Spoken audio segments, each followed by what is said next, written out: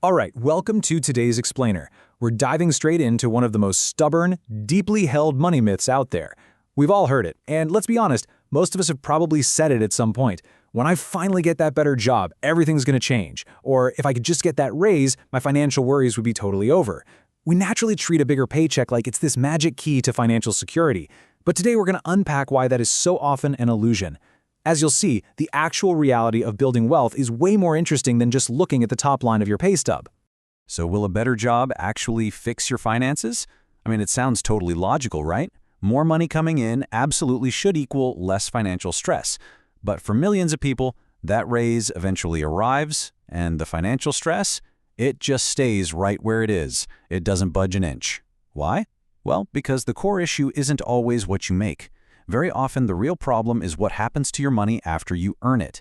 Your paycheck might grow, but your bills, your subscriptions, your car loans, and your shopping habits, they have a sneaky tendency to grow even faster. To really wrap our heads around this, let's look at two totally different paths. First up, we've got Alex. Alex earns $50,000 a year. On the flip side, we have Jordan, who's pulling in an impressive $100,000 a year, literally double Alex's salary. Naturally, you might assume Jordan is automatically the wealthier of the two. But let's look a little closer at their habits. Alex diligently saves 20% of every single paycheck, completely avoids unnecessary debt, and invests consistently. Jordan, despite making twice as much, spends nearly everything, finances expensive purchases just to keep up appearances, and ramps up their lifestyle every time their income goes up. So here's the question. 10 years down the line, who is actually in a stronger financial position? The answer might totally surprise you. Section 1. The Lifestyle Trap. Income versus spending. Let's look at exactly why our high earner, Jordan, might actually be losing the long-term financial race. It all boils down to a concept called lifestyle inflation. This is that incredibly common phenomenon where an increase in your income leads to an immediate matching increase in your spending. And it happens so naturally that most of us don't even realize we're doing it. Think about it. A better salary suddenly justifies moving into a much more expensive apartment. A fancy new job title turns into a newer, flashier car. That nice year-end bonus, it's instantly converted into a luxury vacation. The fundamental trap here is that you feel richer in the moment, for sure, but you aren't actually building any lasting wealth. When you look at the math, the trap becomes so obvious. Your income goes up, which is awesome, but then your expenses go up at the exact same speed. They are practically glued together. And because those two are moving in lockstep, your actual savings remain completely flat, stubbornly untouched. When you get caught in the lifestyle trap, you are basically running faster and faster on a treadmill just to stay in the exact same place. Section 2. Income versus true wealth. Understanding the goal. This brings us to a massive paradigm shift, because ultimately, the goal isn't just to look wealthy to your friends. The goal is to fundamentally understand the difference between these two distinct concepts. Let's break down this absolutely crucial distinction. On one hand, we have income. This is simply the money you earn. It pays the bills, and as we just talked about with lifestyle inflation, man, it can disappear quickly. A massive six-figure income can literally vanish overnight if every single dollar is already promised to bills and debt. But then we have wealth. Wealth is an entirely different beast. Wealth is what you keep, what you own, and what you build. It's made up of assets that work for you even when you're not actively working. Savings provide you with a shield. Investments have the power to compound and grow over time. Even skills fall into this category because they increase your future earning power. Acquiring these assets over consumer spending is what actually creates financial freedom. And that is exactly why someone like Alex, earning way less, can become fundamentally stronger financially than someone earning twice as much. Section 3. Small habits create big results. Okay, so if a massive salary isn't the magic fix, how do we actually build up that wealth column? It turns out, wealth doesn't usually start with a dramatic lottery win. It starts with the quiet, everyday mechanics of your life. Practically speaking, this builds out through 4 specific, highly effective habits. First, pay yourself first.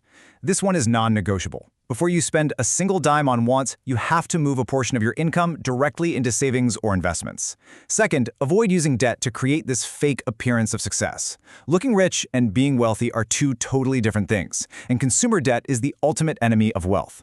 Third, track where your money is actually going. You literally can't optimize what you don't measure. And fourth, this is the ultimate antidote to lifestyle inflation. Increase your savings rate whenever your income increases. When you get a raise, make sure your future self gets a raise too.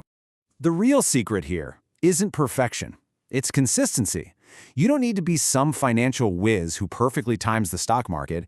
You just need to repeat these small, manageable percentages over many, many years. That is how the growth curve slowly but surely begins to take off. That's the real key to victory. Section 4. Why time matters. Starting early. And speaking of years, we have to talk about the next massive piece of the wealth-building puzzle. This is where so many people trip up. A huge mistake people make is waiting to invest until they finally land that dream salary. They tell themselves, oh, I'll start when I'm making more. But time is arguably the absolute most valuable advantage you have. In year 1, you might just be starting with a small, super manageable amount. But by year 5, you see that consistent growth really beginning to take root. And by year 10, that early start drastically outpaces delayed, larger contributions. If you start later, you have to pump way larger amounts of cash into your accounts just to play catch up.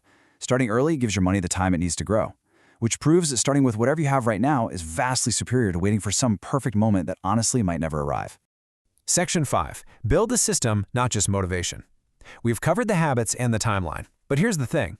Feeling inspired today is great, but raw motivation, it always fades. So what keeps you going when that motivation disappears? A system.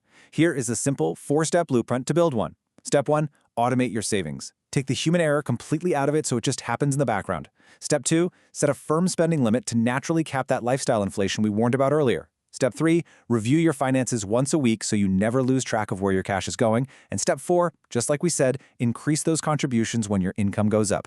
The most financially secure people aren't necessarily the smartest people in the room. They've just built reliable systems that protect them from their own emotional decisions. Wrapping up this explainer, I really want you to keep this core warning in mind.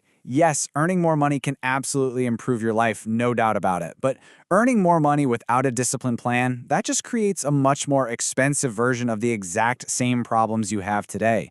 True financial freedom takes discipline, strategic planning, and prioritizing assets over just buying more stuff. It's never just about securing a bigger paycheck. So I'll leave you with this one final provocative thought.